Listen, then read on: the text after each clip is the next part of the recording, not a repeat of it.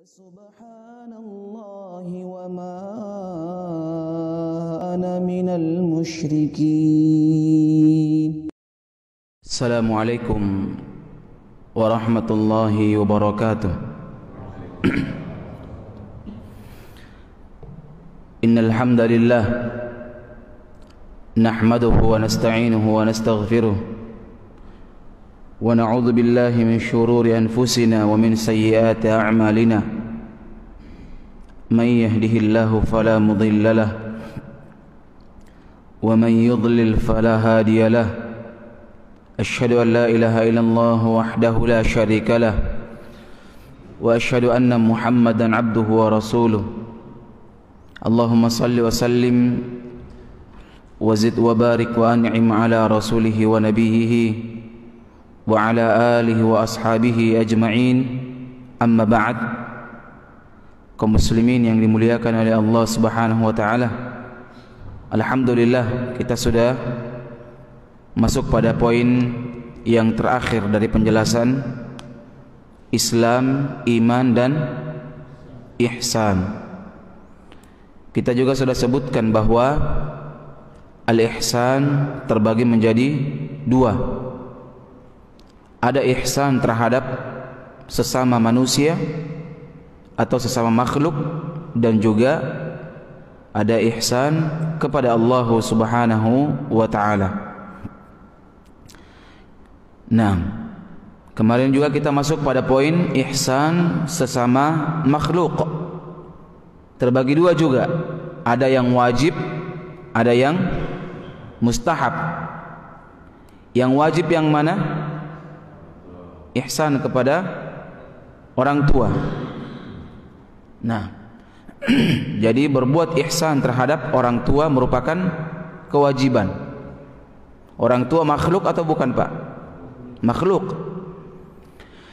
Kita wajib menjaga silaturahim terhadap mereka. Bahkan di sini juga disebutkan bahwa berbuat ihsan yang wajib kepada binatang dan tumbuhan juga termasuk di antaranya. Karena Nabi SAW mengatakan, innallaha katabal ihsan ala kulli syai'. Sungguh Allah Subhanahu wa taala telah mewajibkan untuk kalian berbuat ihsan terhadap segala sesuatu. Nah, di sini tidak disebutkan sesuatu apakah manusia, tumbuhan atau hewan. Pokoknya sesama makhluk.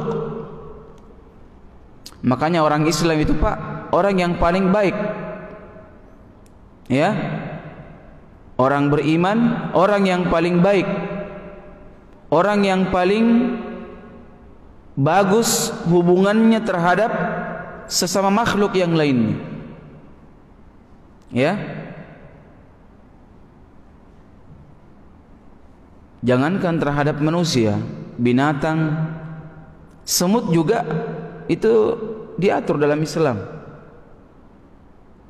Tidak boleh membakar, Pak, semut. Tidak boleh, haram. Jadi kita biasa gunakan apa itu?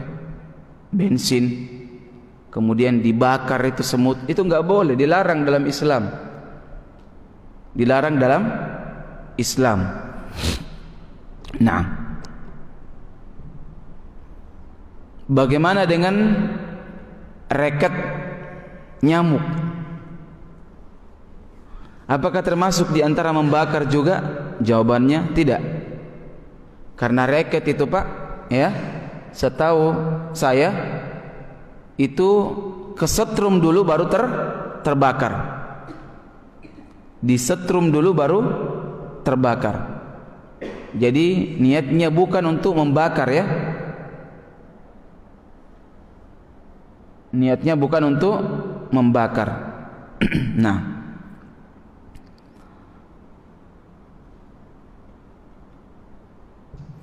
kemudian berikutnya, yakni mustahab. Mustahab ini, Pak, sesuatu yang kurang dari kadar kewajiban. Itu namanya mustahab. Artinya sangat dianjurkan, sangat disunnahkan. Itu namanya mustahab.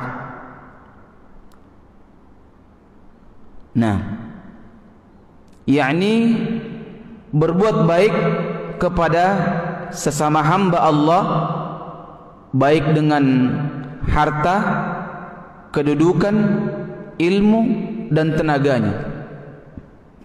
Jadi dia memanfaatkan potensi yang ada pada dirinya untuk berbuat baik kepada sesama. Nah,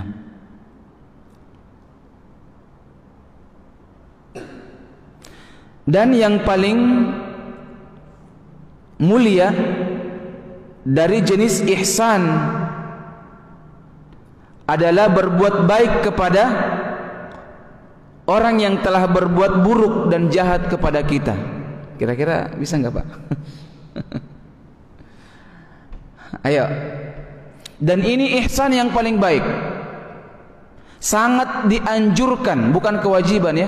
Sangat dianjurkan seseorang untuk berbuat baik terhadap orang yang pernah berbuat buruk kepada kita. Umpamanya ada orang pernah ngutang sama kita, Pak. Ada orang yang ngutang kepada kita. Kemudian sudah ngutang, paling emosian lagi kalau ditagih. Ada nggak orang begini, Pak? Hah? Ditagih dia malah lebih emosi lagi dia, Pak. Padahal dia ngutang sama kita. Terus kita bilang, berapa utang tak? Dia bilang, setahu saya cuma 50.000, padahal utangnya 500.000, Pak. Jengkel nggak, Pak? Terus kita bilang, sudah yang paling, bayar yang engkau ingat saja, yang kau ingat saja. Sudah dia bayar 50.000. Selesai persoalan, selesai persoalan. Tapi menyimpan dendam atau tidak? Menyimpan dendam. Ah, ini orang sangat dianjurkan kita untuk berbuat baik sama dia. Besar pahalanya ini, Pak. Bisa nggak Pak berbuat baik sama dia, Pak? Berusaha. Ini besar pahalanya. Dalam Al-Quran disebutkan. Dalam surah Fussilat, ya. Ini surat ke-34, ya. Ayat ke-34. Surah Fussilat ayat ke-34, coba cari. Ini beratnya, Pak, karena sudah menyimpan dendam ini sama si fulan ini. Kurang ajar si fulan ini. Ditagih. Biasanya tuh orang, Pak, kalau ngutang melas-melas dia, Pak, mukanya lesu, lemah, lulai. Tapi kalau ditagih, dia muncul lagi matanya, Pak. Ini Allah Subhanahu wa taala gambarkan dalam Al-Quran.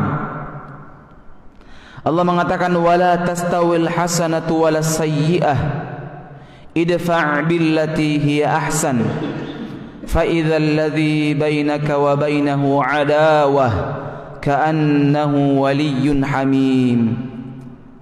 Allah mengatakan dalam Al-Quran, dan tidaklah sama kebaikan dan kejahatan. Wala tastawil hasanatu wala sayyi'ah. Nah, di sini idfa' billati hiya ahsan. Allah mengatakan, tolaklah kejahatan tersebut dengan cara yang lebih baik.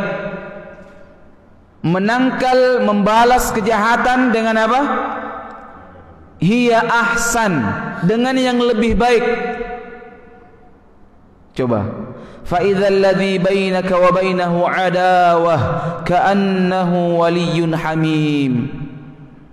Wa ma yulaqqaha illa alladhina sabaru wa ma yulaqqaha illa dzu hazzin 'azim. Allah Subhanahu wa taala setelah mengatakan cegahlah, tolaklah, balaslah kejahatan tersebut dengan yang lebih baik. Maka tiba-tiba orang yang antaramu dan antara dia ada permusuhan, antara dia dengan saya ada permusuhan, seolah-olah telah menjadi teman yang sangat setia, tiba-tiba langsung menjadi apa? Orang yang teman akrab langsung. Yang tadinya musuh dia, ya, tapi karena kita menginginkan kebaikan, langsung menjadi orang yang akrab sama dia. Musuh menjadi karib, sahabat. Bisa? Kira-kira bisa, Pak? Insya Allah. Ayo, tawarannya Allah Subhanahu wa ta'ala. Kemudian Allah Subhanahu wa ta'ala mengatakan,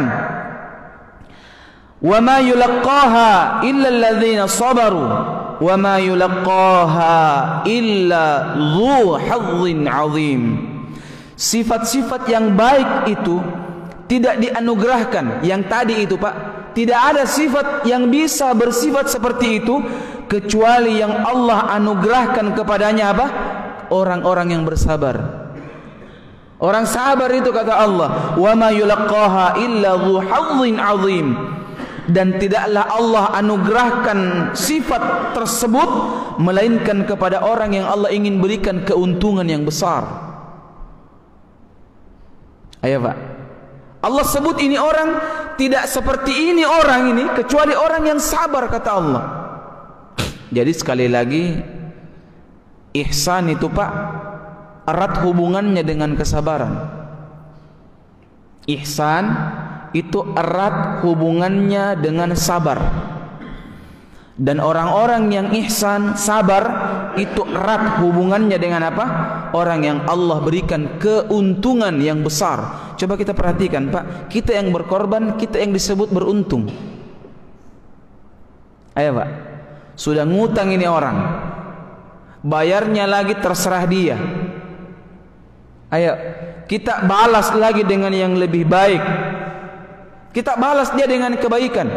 Sudah itu, seakan-akan itu kita membuang memori lama, Pak, langsung dirubah dengan memori yang baru.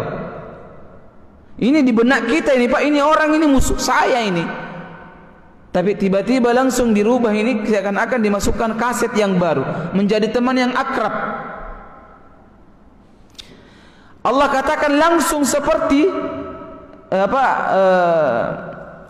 idfa' billati hiya ahsan fa idzal ladzi bainaka wa bainahu adawah ka'annahu waliyyun hamim. Tiba-tiba langsung hilang kebencian, berubah dengan pertemanan yang akrab. Allah sebutkan di belakangnya, Pak, illa dzu hazzin 'azim. Allah tidak anugerahkan orang yang seperti ini kecuali orang yang beruntung dengan keuntungan yang besar. Kira-kira di mana letak keuntungannya, Pak? Kita yang berkorban perasaan. Ayo. Hah? Matematika dunia, Pak, itu kita yang rugi di sini. Betul tidak? Tapi matematikanya Allah, kita disebut di sini apa? Dzu hazzin 'azim, pemilik keuntungan yang besar, yang agung. Orang yang memiliki keuntungan yang sangat besar. Makanya di sini, Pak, kita diajarkan orang yang ihsan itu, Pak, dia sudah tidak perlu lagi kacamata dunia, Pak, ketika berbuat. Orang kalau sudah sampai pada titik poin ihsan, berbuat ihsan, orang ihsan itu, Pak, di atasnya iman. Islam, iman, kemudian ihsan. Orang yang sudah tidak, orang yang berbuat sesuatu sudah hilang matematikanya, Pak. Matematika dunia itu hilang. Apa yang dia pakai? Kacamata akhirat. Orang kalau pakai kacamata akhirat, Pak, untung-untungan terus, bukan untung rugi, untung-untung.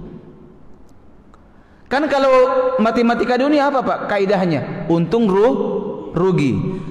Akhirat tidak, untung-untung, Pak. Tidak ada. Allah sebutkan dzu hazzin 'azim, 'azim. Orang yang dianugerahkan oleh Allah keuntungan yang sangat besar. Seperti orang yang hilang umpamanya Pak barang-barangnya. Rugi nggak Pak? Rugi nggak Pak? Rugi. Matematika dunia, tapi akhirat tidak. Orang kalau pakai matematika akhirat tidak, dia beruntung dia. Kenapa? Pencuri itu di dunia maupun di akhirat pasti dia akan bayar. Ada orang hilang sendalnya Pak, rugi nggak Pak? Rugi dunia, tapi akhirat tidak. Kenapa? Karena sendal yang dia pakai akan apa? Dibalas, pasti dibalas. Kalau enggak di dunia, di akhirat. Betul nggak Pak? Betul tidak? Betul. Dibalas di akhirat dengan sendal atau dengan yang lebih baik? Lebih baik. Bukan sendal dikasih nanti di akhirat, tapi pahalanya itu orang dia ambil Pak. Pahala orang yang curi sendalnya itu akan diambil, dipikul oleh dia di hari kiamat kelak. Mau lari mana dia Pak? Tidak bisa lari dia. Tidak bisa lari, sembunyi tidak bisa. Coko-coko di akhirat tidak bisa Pak. Itu orang yang pernah saya curi sendalnya, coko deh, tidak bisa. Ya, betul tidak Pak? Untung nggak Pak dia? Untung.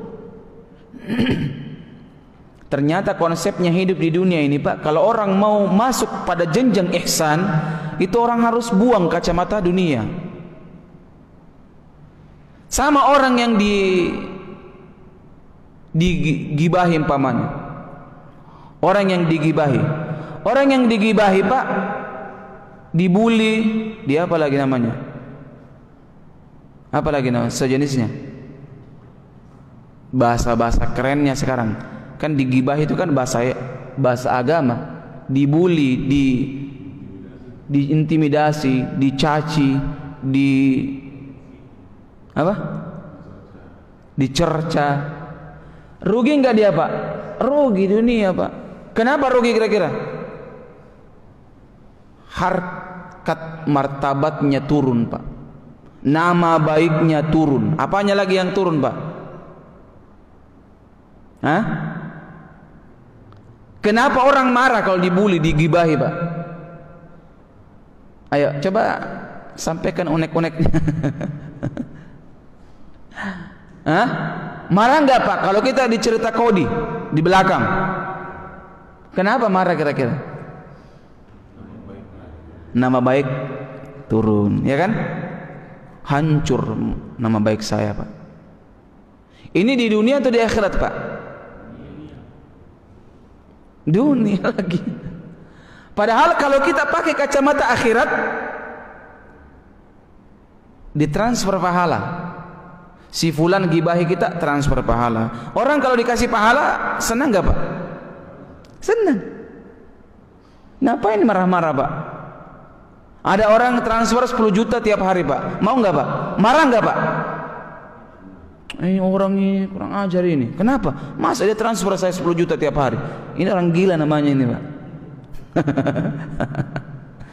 Tapi kalau pakai kacamata akhirat, senang dia.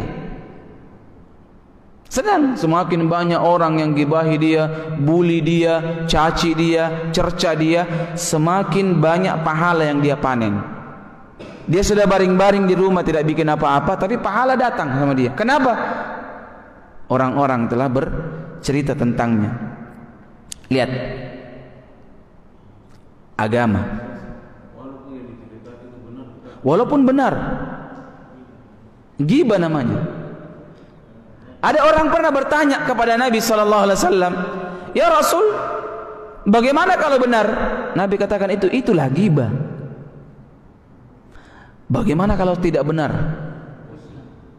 Fitnah. Gosip. Nauzubillahi min dzalik. Allah angkat tangan Pak dengan dosa yang seperti itu. Allah enggak punya urusan di hari kiamat kelak. Allah suruh engkau selesaikan dengan makhluk yang lainnya. Semalam saya bahas itu tentang wa man satara musliman satarahullahu fid dunya wal akhirah. Barang siapa menutupi aib saudaranya muslim, maka Allah akan tutupi juga aibnya di dunia dan di akhirat kelak. Sekarang ini zamannya Pak, sekarang ghibah. Sekarang bahkan dijadikan profesi. Apa kita pekerjaan Pak? Pencari ghibah, pencari aib. Naudzubillah. Entertainment, berita-berita. Karena sekarang ini Pak, kalau berita tentang banjir saja, enggak ada mau nonton. Banjir di Tamarunang, enggak ada. Kebakaran di ini daerah, enggak ada. Tapi kalau dibilang si fulan ini aibnya diangkat, trending topik, berita hangat, fitnah, padahal ghibah. Antum tahu dosanya membuka aib saudara muslim? Ada yang pernah dengar dosanya? Nabi sebutkan sallallahu alaihi wasallam, makan daging saudara diantaranya, ya, ayyakula lahma akhihi maitan, memakan bangkai saudaranya. Fakarihtumu, kata Allah, tentu engkau merasa jijik. Dalam hadis disebutkan, Nabi sebutkan ada 70 lebih pintu-pintu dari pintu-pintu riba. Ini orang-orang riba Pak, cepat-cepat taubat. Dosa besar itu riba. Ya. Dosa riba paling kecil, paling bawah itu seperti berzina dengan ibu. Berzina dengan ibu kandung. Dosa enggak Pak? Nauzubillah min dzalik. Nabi bilang orang Makassar, buagam palili. Ya. Kalau orang Jawa itu bilang amit-amit, cabang bayi katanya.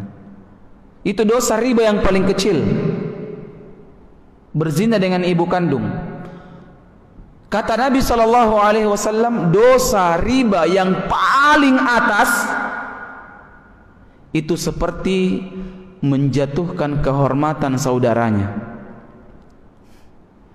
Dosa riba yang paling besar, dosanya semisal dengan seseorang menjatuhkan kehormatan saudaranya muslim. Besar dosanya Pak. Makanya sekarang penting untuk kita jadikan pelajaran dalam hidup, sibukkan diri dengan pribadi masing-masing. Kita ini sudah banyak dosa Pak, betul tidak Pak? Dosa meninggalkan kewajiban. Biasa kewajiban kita lakukan di luar waktu. Biasa amalan-amalan wajib kita jarang pakai. Baca Quran jarang. Dosa terhadap orang tua terkadang kita sudah lakukan, tapi hati masih berat untuk melakukan. Terkadang suara kita lebih tinggi dari orang tua. Terkadang kita melakukan hal yang membuat orang tua tidak senang, tidak ridho dan yang sejenisnya.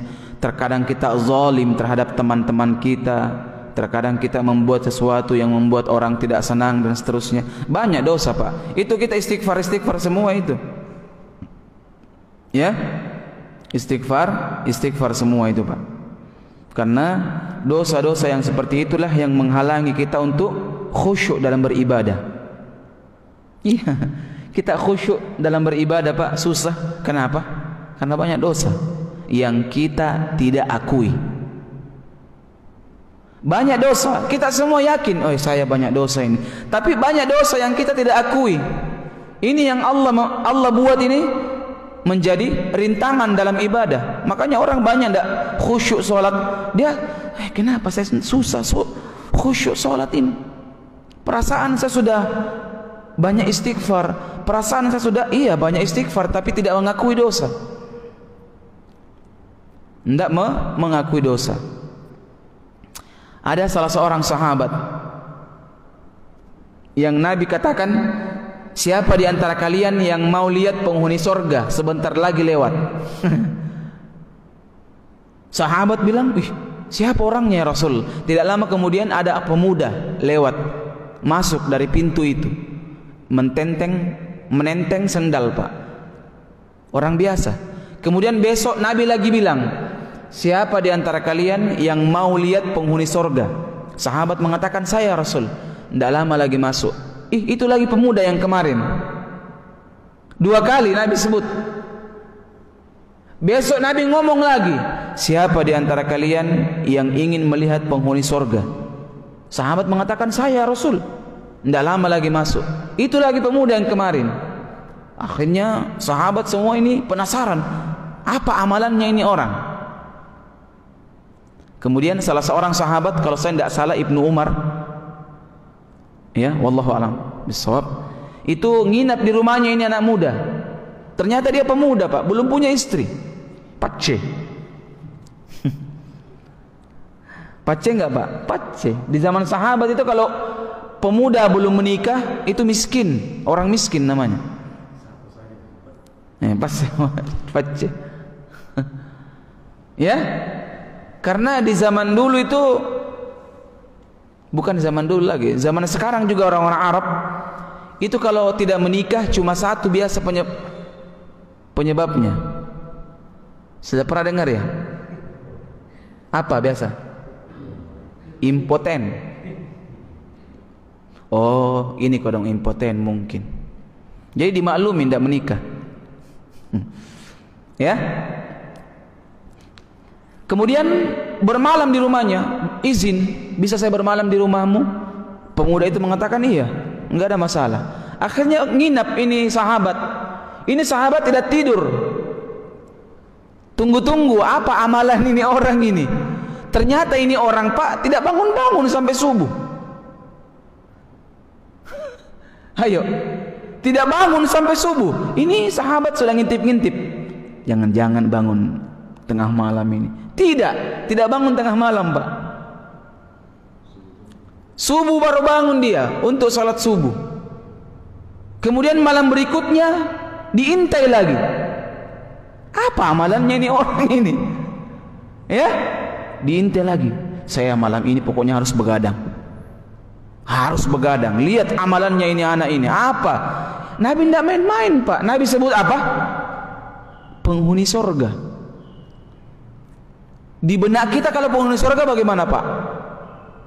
Sudah rambut putih, uban putih, ya kan? Pakai jubah putih, pakai sorban, ya enggak? Tidak pernah ngomong yang jelek-jelek, tidak pernah melihat yang jelek-jelek, ya Pak? Gitu, Pak. Di masjid terus 24 jam, ya enggak? Sorga ini, Pak, bukan main-main. Ya kan? Benak sahabat juga begitu. Akhirnya pada malam berikutnya sudah 3 malam ini orang bermalam. Terus terang dia, minta maaf ini, saya sebenarnya penasaran dengan kamu ini. Apa itu? Disampaikan ini perkataan Nabi. Nabi sudah ngomong 3 kali, penghuni surga datang.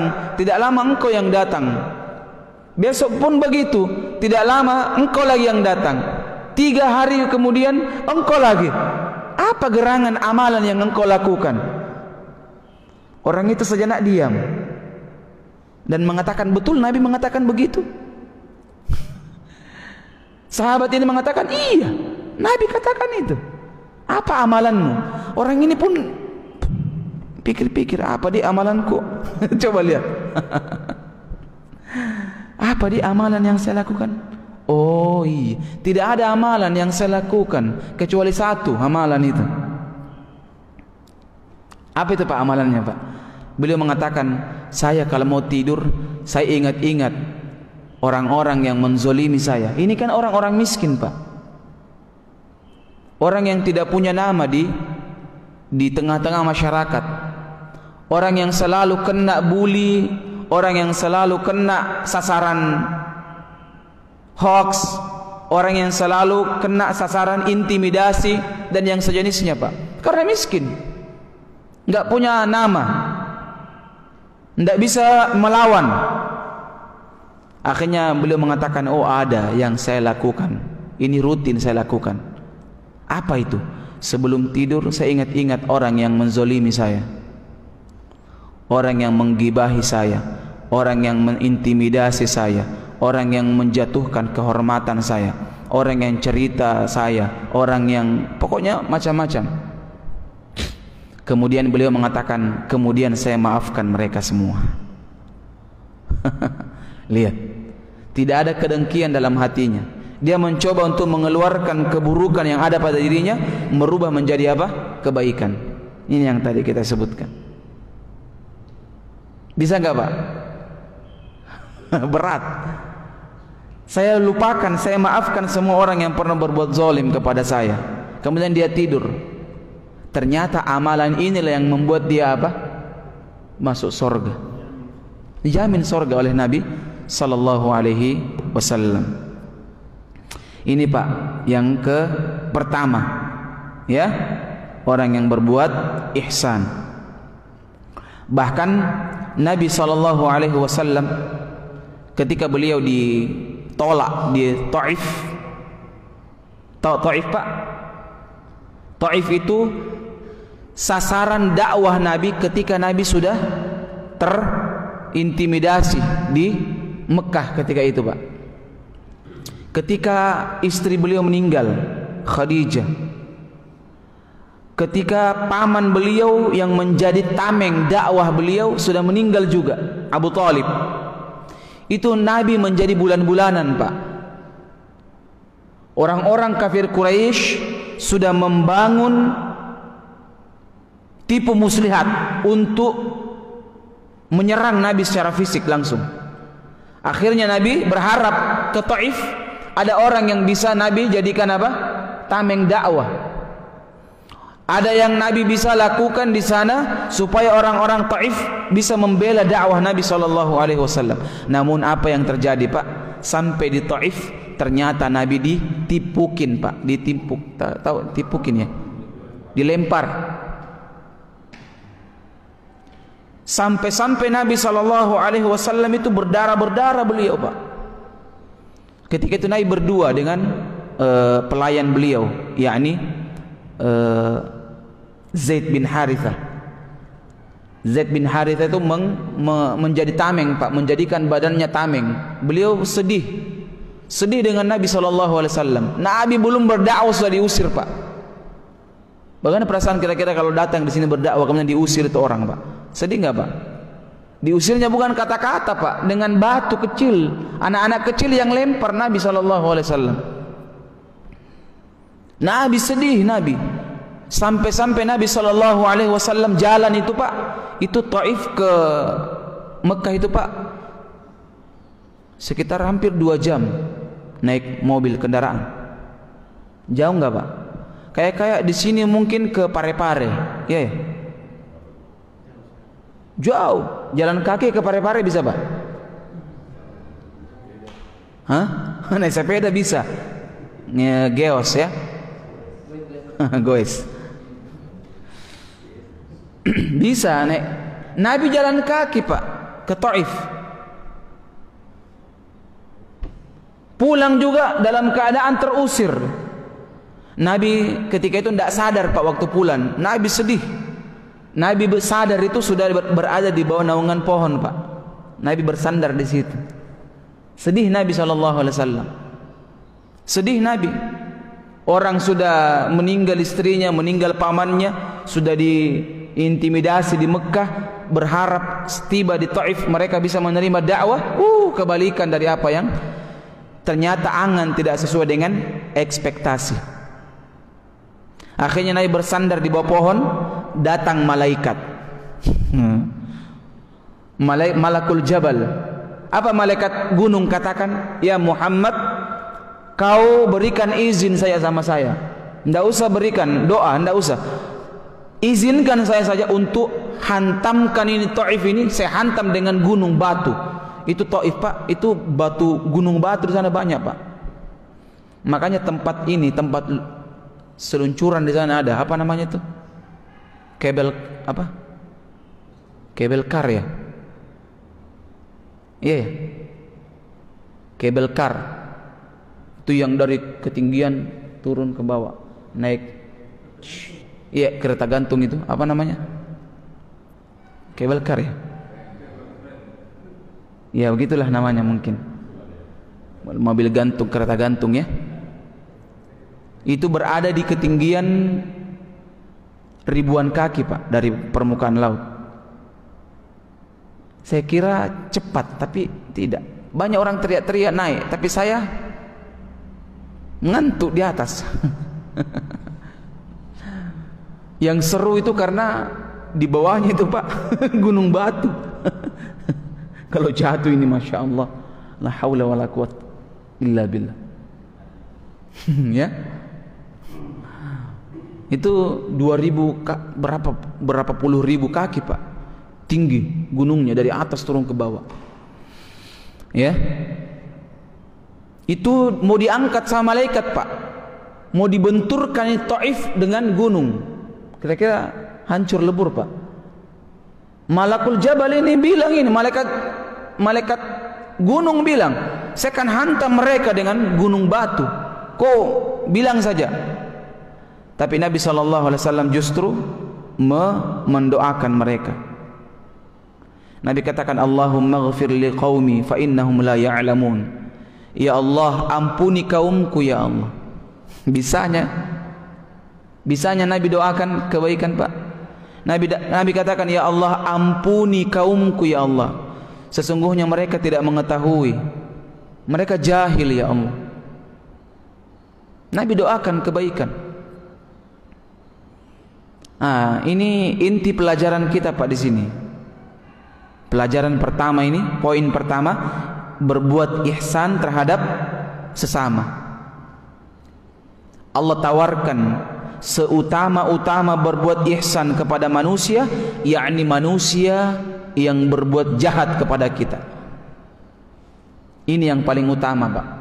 Kalau kita mampu berbuat seperti ini, maka kita termasuk di antara orang-orang yang beruntung, kata Allah Subhanahu wa ta'ala. Apa pelajarannya Pak? Besar ini pelajarannya pagi ini. Ya, yakni berbuat ihsan kepada orang-orang, khususnya kepada orang-orang yang menjahati kita Pak. Sesuatu yang mustahil, tapi bagi orang-orang beriman bukan sesuatu yang mustahil. Justru ini yang kita kejar, keutamaan. Kita menggadaikan kehormatan kita, kita menggadaikan nama baik kita menggadaikan perasaan kita dengan sesuatu yang lebih besar, lebih agung, yakni ampunan dan surga Allah Subhanahu wa ta'ala. Ya, semoga Allah memberikan taufik kepada kita menjadi orang yang ihsan, menjadi orang-orang yang terdepan dalam kebaikan sampai ajal menjemput kita. Saya kira demikian. Subhanakallahumma wa bihamdik, asyhadu an la ilaha illa anta, astaghfiruka wa atubu ilaik. Wa akhiru da'wana alhamdulillahi rabbil alamin. Assalamualaikum warahmatullahi wabarakatuh.